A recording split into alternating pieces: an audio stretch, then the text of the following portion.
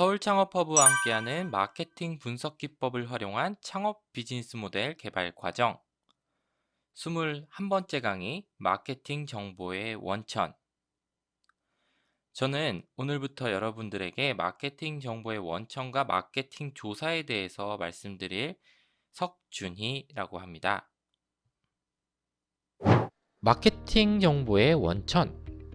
마케팅 정보의 원천에는 1차 자료와 2차 자료가 있다라고 해요. 자, 먼저 마케팅 정보에는 1차 자료와 2차 자료가 있는 거예요. 죄송합니다. 자, 그러면 이 1차 자료와 2차 자료는 무엇일까요? 먼저 1차 자료는 현재 우리가 직면한 문제를 해결하기 위해서 특별히 수집된 자료를 의미합니다. 그리고 2차 자료는 다른 문제를 해결하기 위해서 이미 수집한 자료를 의미해요. 자, 그럼 여러분, 우리가 마케팅 조사를 하기 위해서 혹은 마케팅적 함의나 전략적인 어떤 도움을 얻기 위해서 자료를 수집한다라고 가정을 해봅시다. 그럼 1차 자료와 2차 자료 두 가지 중에서 어떤 자료를 먼저 수집해야 할까요? 자, 일반적으로 2차 자료를 먼저 수집하는 경향이 있습니다. 왜 그럴까요?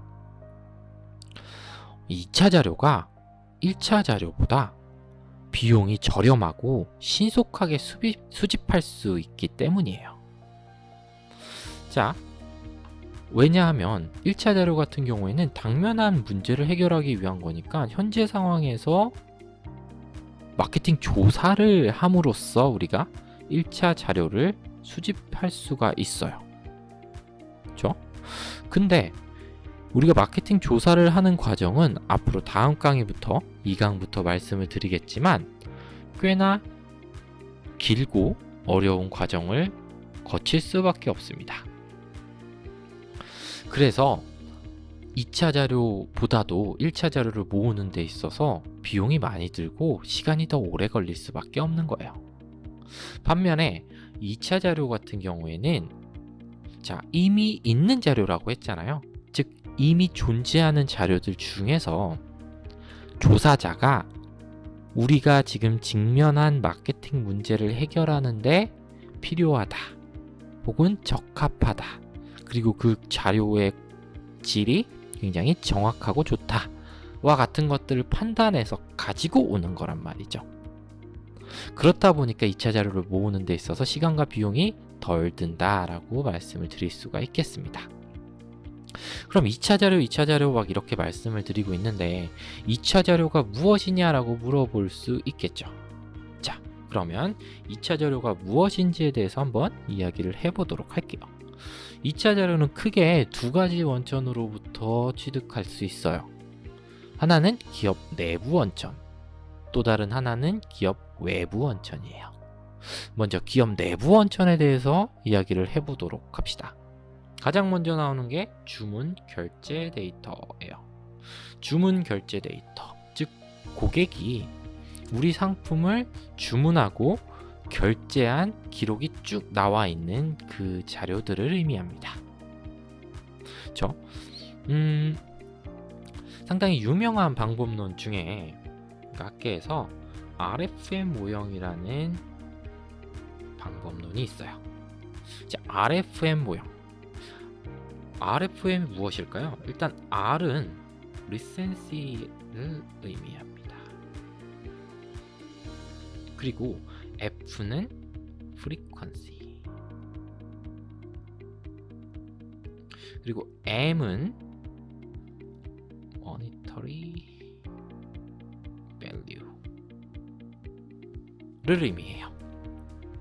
자, 그래서 이 리센시라고 하는 것은 우리 고객이 우리 제품을 가장 최근에 구매한 이후부터 현재까지 얼마나 많은 시간이 지났느냐, 그리고 프리퀀시라고 함은 우리 고객이 우리 기업과 관계를 맺은 이후로 얼마나 자주 우리 상품을 구매 혹은 이용했는가. 머니터리 밸류는 우리 고객이 우리와 관계를 맺은 이후로 얼마나 많은 금액을 투입해 왔는가 혹은 소비했는가와 관련된 변수예요. 그래서 이 RFM 이 세 가지 고객들의 변수를 이용해서 RFM을 이용해서 향후에 어떤 특정 고객이 우리 제품을 구매할 것인가 혹은 구매하지 않을 것인가에 대한 확률 게임을 하는 게 바로 RFM 모형입니다. 아무튼 주문 결제 데이터도 고객들의 특성을 알 수 있는, 고객들의 실제 구매를 예측해 볼 수 있는 굉장히 소중한 2차 자료다라는 거죠. 다음으로 POS 데이터, POS 데이터 혹은 스캐너 데이터라고 부르는 자료들이 있어요. 이거는 우리가 마트 가면은 여러분 그 상품 찍는 그 스캐너 있죠. 그 스캐너가 달려 있고 여기서 이제 예전에는 이렇게 돈 이렇게 현금 내면은 여기서 동전하고 지폐 있는 다발이 이렇게 팅 튀어나오는 그 기계 있죠. 그 기계가 이제 POS라고 부르는 거죠. 자, 여기에 기록된 자료들을 우리가 2차 자료로 활용해 볼 수 있는 겁니다. 굉장히 많은 자료들이 바로 이 POS 그리고 스캐너 데이터에 속해 있다라고 볼 수 있어요. 그리고 고객 데이터베이스, 이 고객 데이터베이스라고 하면 잠재 고객을 발굴하거나 선별하거나 상품을 판매하거나 관계를 유지하기 위한 목적으로 이 기업에서 조직적으로 모아놓은 데이터를 우리가 고객 데이터베이스라고 부릅니다. 그리고 그 이외에는 우리가 만약에 온라인에서 상품을 판매하고 있다라고 한다면 웹 로그 파일 데이터, 이 웹 로그 파일 데이터를 통해서 우리는 고객들이 우리 사이트에 들어와서 어떤 행동을 한 다음에 우리 제품을 구매했는가 혹은 어떤 행동을 하고 그냥 이탈했는가와 같은 그 기록들을 얻을 수가 있게 되는 거죠. 그리고 과거의 마케팅 조사 보고서, 여기서 이제 마케팅 조사 보고서는 마케팅 조사 보고서인데 과거의라는 단어가 붙어 있죠. 즉 다시 말해서 현재 직면한 마케팅 문제를 해결하기 위한 데이터가 아니다라는 거예요. 그렇기 때문에 2차 자료로 분류가 됩니다. 그리고 판매사원의 활동 보고서 그리고 재무제표 이런 것들이 우리의 2차 자료라고 볼 수 있는 겁니다. 즉 다시 말해서 2차 자료는 우리가 현재 직면한 마케팅 문제를 해결하기 위한 자료가 아니라 다른 목적으로 이미 수집되어져 있는 존재하는 그런 자료들이다라는 것이죠.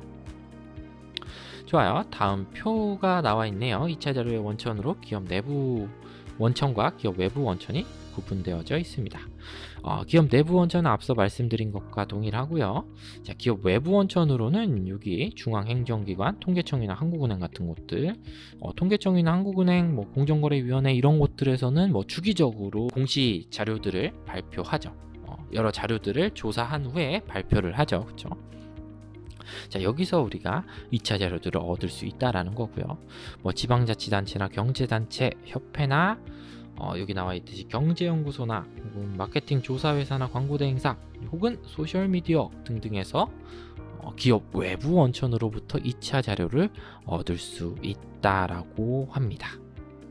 자, 제가 지금 이야기하는 내용 그리고 이 표의 내용 등은 여기 밑에 나와 있는 박찬수 교수님의 마케팅 원리 제6판에서 일부 발췌한 점을 밝힙니다. 좋아요. 그러면 여기 기업 외부 원천이라고 나와 있는 2차 자료들을 모으는 방법들에 대해서 간단하게 한번 이야기를 해보도록 할게요. 자, 다음 페이지에 나와 있는 건 통계청과 이나라 지표 웹사이트 주소 및 그 사이트 랜딩 페이지입니다.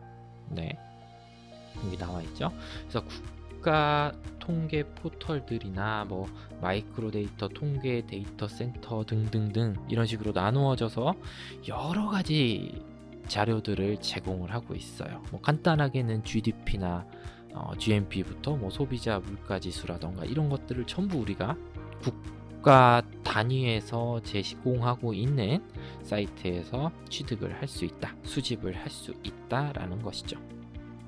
그리고 다음으로는 2차 자료 원천들 중에서 저는 이제 공부를 하는 사람이기 때문에 굉장히 많이 이용을 하고 있는 그런 사이트들이에요. 여기 보면 이제 DBPR랑 KISS에 대해서 나와 있는데 여기는 어떤 곳이냐면 우리가 논문을 검색해서 다운로드 받을 수 있는 곳이에요. 네, 그래서 지금 이 두 곳에 모두 제가 KISS엔 안 나왔는데 인플루언서라는 단어를 검색을 해봤어요. 그랬더니 다음과 같은 검색 결과들이 제시되어져 있습니다. 즉 인플루언서라는 단어를 키워드로 해서 쓴 논문들이 여기 나타나 있는 것이죠. 따라서 이제 인플루언서 시장을 파악하는 데 있어서 혹은 인플루언서 마케팅 전략을 보다 효율적으로 구성하는 데 있어서 여러 가지 함의, 임플리케이션을 얻을 수 있는 원천이라고 생각해 볼 수 있습니다. 그래요. 그리고 다음으로 우리가 앞서 표에서 소셜 미디어에 대해서 이야기를 했었죠. 그쵸? 지금 인터넷과 모바일이 어마어마하게 크게 발달한 현대 사회에서는 이 소셜 미디어가 굉장히 중요한 역할을 한다라고 볼 수 있습니다. 그래서 이와 같은 데이터들을 모을 수 있는 곳들에 대해서 조금 소개를 해보도록 할게요. 가장 먼저 나오는 게 네이버의 데이터랩이라는 곳입니다. 여기서는 이제 검색어 트렌드 이렇게 해서 사람들이 네이버 이 초록색 창에다가 검색을 한 그 기록을 카운트해서 이렇게 제시를 하고 있는 거예요. 여기서는 제가 이제 갤럭시 폴드 2 이번에 나온 갤럭시 Z 폴드 2를 검색한 횟수를 나타내기 위해서 이렇게 그래프로 제시를 한 겁니다. 그랬더니 이렇게 별로 없이 쭉 흐르다가 갑작스럽게 8월 8일 즈음에 한번 콱 뜨고 그리고 그 이후에 또 9월 초쯤에 한번 또 훅 뜨고 했다는 것을 확인을 할 수가 있어요. 이와 같은 경향은 거의 비슷하게 구글에서도 확인을 해볼 수 있습니다. 구글도 똑같아요.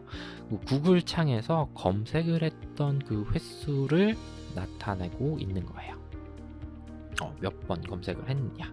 근데 구글 창에서 갤럭시 폴드 2를 검색했던 게 앞서 우리가 그 네이버 데이터를 앱에서 봤던 것과 거의 비슷한 위치에 한 번씩 튀고 있는 것을 볼 수 있겠죠.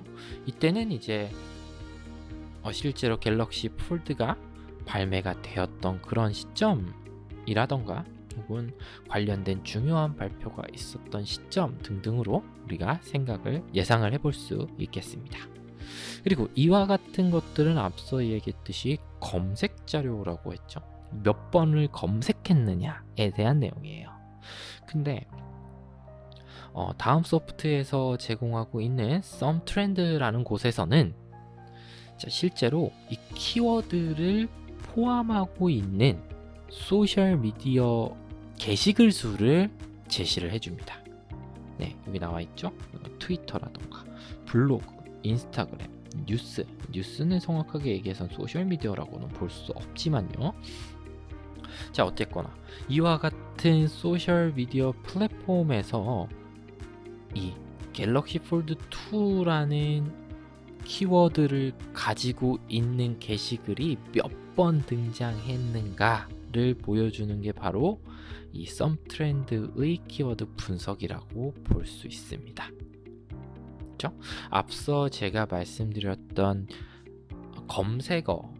검색을 몇 번 했는가와는 또 어떤 차이가 있는지 여러분들 충분히 이해하실 수 있을 것이다 라고 생각합니다. 자, 이처럼 사람들이 어디에 관심을 많이 가지고 검색을 했는가 혹은 어디에 관심을 많이 가지고 게시글을 올렸는가와 같은 정보들을 어떻게 보면 무료로, 그렇죠? 물론 더 자세한 정보를 얻기 위해서는 일정한 금액이 발생합니다만 이 정도 수준을 얻는 거는 제가 지금 보여드리는 수준 정도에서는 무료로 얻을 수 있다라고 생각하시면 될 것 같아요. 자, 이처럼 우리는 여러 가지 플랫폼에서 혹은 여러 원천으로부터 2차 자료를 취득할 수가 있습니다. 자, 이렇게 2차 자료를 취득하고 나면 우리가 현재 직면한 마케팅 문제의 적합성 그리고 이 2차 자료의 정확성 등을 판단을 한 다음에 마케팅 조사를 하기 전 단계에서 우리가 전략을 어떤 식으로 구상을 해야 되는지, 조사를 어떤 식으로 진행을 해야 되는지에 대한 함의를 혹은 도움을 얻을 수 있다라고 생각하시면 될 것 같아요. 좋아요. 우리 첫 번째 시간 마케팅 정보의 원천은 여기서 마치도록 하겠습니다. 고맙습니다.